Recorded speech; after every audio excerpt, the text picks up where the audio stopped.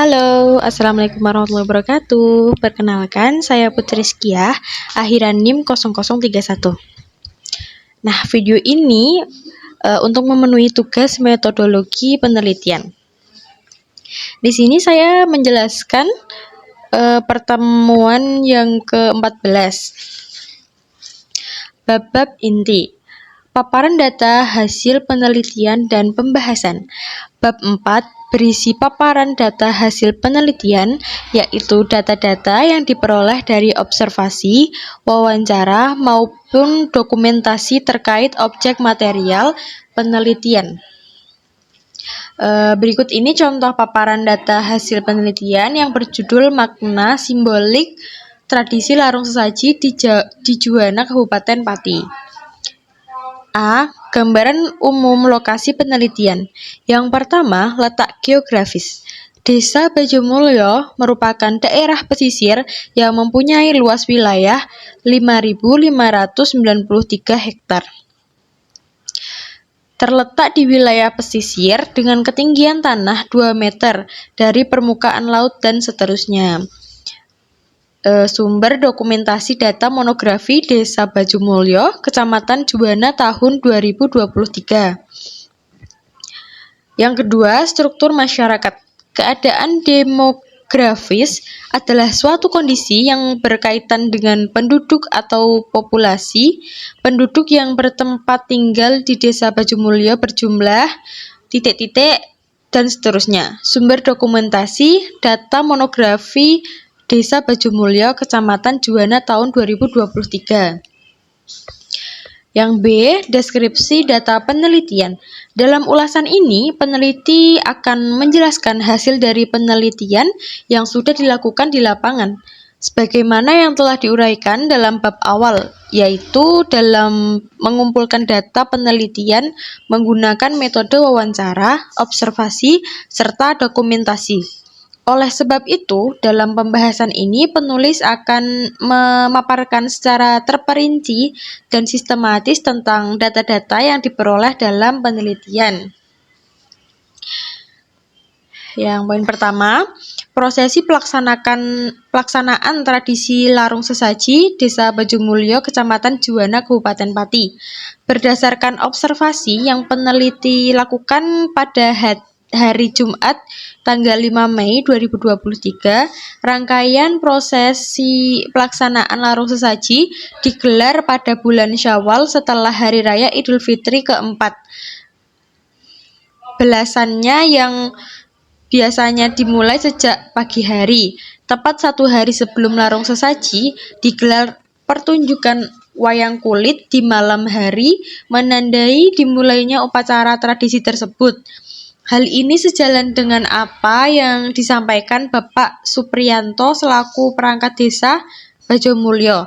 Beliau menyatakan bahwa prosesi pelaksanaan larung sesaji digelar pada tanggal ke-14 bulan Syawal.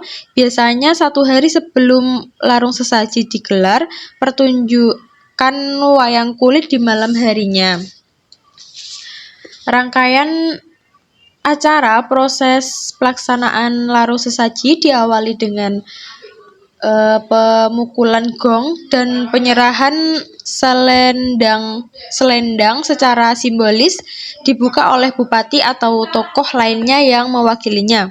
Lewat pemukulan gong dan penyerahan selendang kepada juru kunci atau modin desa Pantai Juwana. Wawancara tanggal 21 bulan 7 2023 waktu 09.00 di ruang kepala desa. Prosesi pelaksanaan larung sesaji juga dijelaskan oleh Bapak Tejo selaku juru kunci atau modin desa yang menyampaikan secara lebih rinci kepada peneliti bahwa setelah pemukulan gong dan penyerahan selendang, prosesi pelaksanaan larung sesaji dilanjutkan dengan iring-iringan menuju Pantai Juwana. Sosok pewayang Anoman membawa pulau gada, disusun kepala kambing dan sejumlah sesaji yang ditempatkan di atas miniatur kapal yang berfungsi sebagai alas untuk penyangga sesaji agar tidak langsung menyentuh permukaan tanah. Sesampainya di pantai, dilanjutkan acara pembacaan doa. Tumpeng dan seluruh sesaji diletakkan dekat panggung TPI Unit 2, disambut oleh sesepuh desa dengan pembacaan doa dalam bahasa Jawa. Selanjutnya, peletakan sesaji di atas perahu. Beberapa sesaji dinaikkan atas perahu untuk diberangkatkan dari pinggir pantai. Perahu itu lantas berputar sebanyak 3 kali mengelilingi teluk. Penenggelaman sesaji diarak ke dermaga tempat pelelangan ikan atau TPI untuk dilarung ke tengah laut pada sekitar 4 km dari dermaga. Sesaji itu ditenggelamkan. Wawancara tanggal 21 bulan 7 2023 pukul 15.00 di rumah Bapak Modin. Yang bab 5 berisi analisis dan pembahasan berupa analisis data penelitian dengan menggunakan landasan teori yang telah ada. Berikut contoh analisis data dan pembahasan. Yang pertama, makna simbol-simbol yang terdapat dalam tradisi larung sesaji. Simbol memiliki peran yang sangat signifikan dalam setiap aspek kehidupan manusia. Dalam pandangan Diliton menyatakan bahwa fungsi simbol adalah untuk menjembatani kesenjangan antara kata, barang, objek, tindakan pariwisata, pola pribadi atau entitas konkret atau disebut sebagai simbol. Dan sesuatu yang sesuatu yang lebih besar atau transenden, tertinggi, suatu makna realitas, cita-cita, nilai prestasi, kepercayaan masyarakat, konsep lembaga dan keadaan, atau disebut sebagai reteren. Dalam penyelenggaraan upacara tradisi larung sesaji di Juwana juga ditemukan sebuah simbol yang diperlukan dalam pelaksanaan upacara tradisi larung sesaji. Menurut hasil wawancara dari Bapak Sugito yang memimpin acara tradisi larung sesaji, hasil wawancara dari Bapak Sugito yang memimpin acara tradisi larung sesaji, ada beberapa persiapan yang perlu dilakukan, termasuk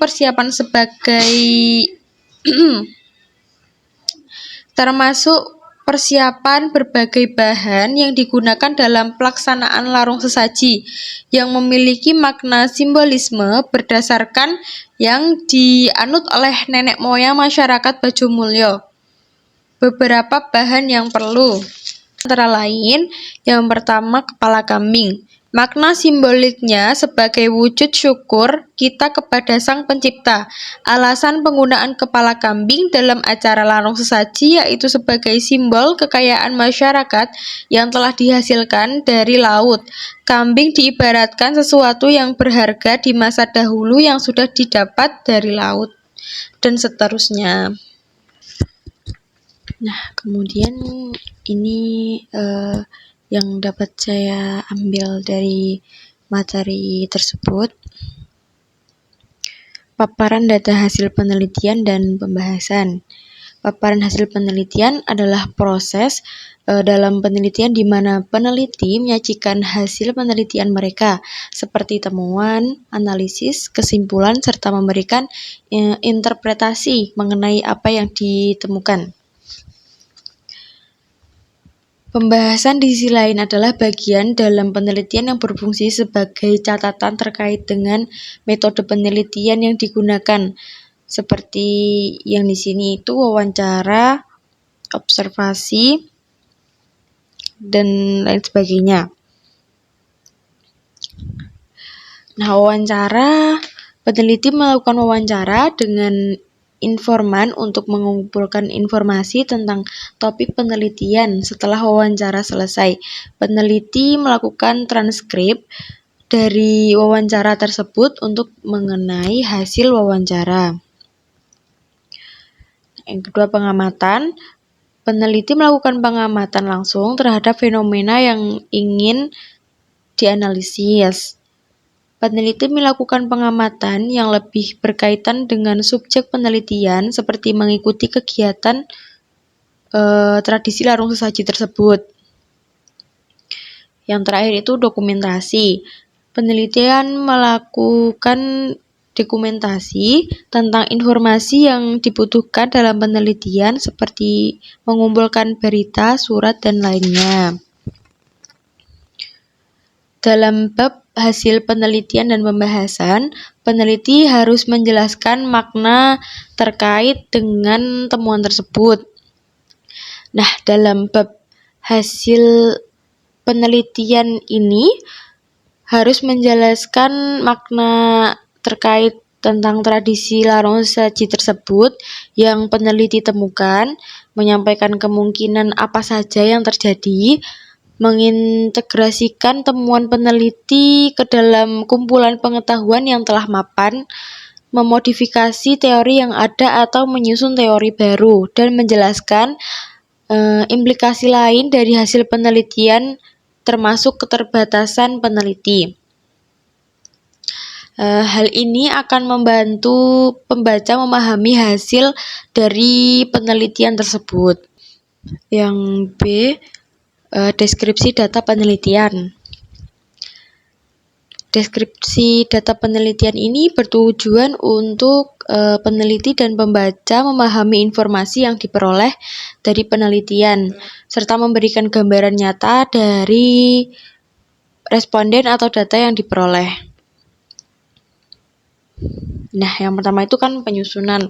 Penyusunan itu peneliti mengumpulkan data dari sumber yang sesuai seperti wawancara atau observasi. Kemudian peneliti menyajikan data penelitian dalam bentuk yang mudah dibaca dan dipahami, seperti tabel atau grafik atau diagram. Yang selanjutnya, peneliti menggunakan teknik seperti analisis deskriptif atau statistik inferensi untuk mengumpulkan informasi penting dari data penelitian. Kemudian, peneliti memberikan interpretasi mengenai data yang diperoleh, termasuk menggambarkan hubungan antara variabel-variabel yang diperoleh dan mengidentifikasikan pola atau tren yang mungkin ada dalam data tersebut. Nah, dalam deskripsi data penelitian ini juga harus memperhatikan kualitas data yang diperoleh, seperti kelayakan, konsistensi, dan validitas data. Hal ini akan membantu peneliti dan pembaca memahami kualitas dan kredibilitas penelitian serta memberikan dasar yang kuat dan interpretasi dan kesimpulan yang dihasilkan. Yang bab 5 itu berisi analisis dan pembahasan berupa analisis data penelitian dengan menggunakan landasan teori yang telah ada. Nah, peneliti mengumpulkan data dari sumber yang sesuai seperti wawancara atau observasi untuk menguji teori yang diangkat. Peneliti mengembangkan kerangka tersebut yang akan digunakan untuk mengumpulkan dan menganalisis data. Peneliti mengembangkan desain penelitian yang akan digunakan untuk mengumpulkan data. Peneliti juga dapat menggunakan teknik sampling untuk memilih sampel yang representatif dari populasi yang diinginkan untuk dianalisis. Analisis data, peneliti menggunakan teknik analisis data yang sesuai seperti analisis deskriptif atau statistik inferensi untuk mengumpulkan informasi penting dari data penelitian. Peneliti memberikan landasan teori yang digunakan dalam penelitian mereka, termasuk teori-teori yang diangkat pada proses penelitian dan konsep serta proposisi yang telah disusun sebelumnya. Dalam penelitian landasan teori memainkan peran penting dan memberikan kerangka kerja penelitian, memberikan hubungan antara variabel-variabel yang diperoleh, dan memberikan dasar teoritis yang dapat dipertimbangkan oleh peneliti dan pembaca. Nah, cukup sekian yang dapat saya sampaikan. Kurang lebihnya mohon maaf. Wassalamualaikum warahmatullahi wabarakatuh.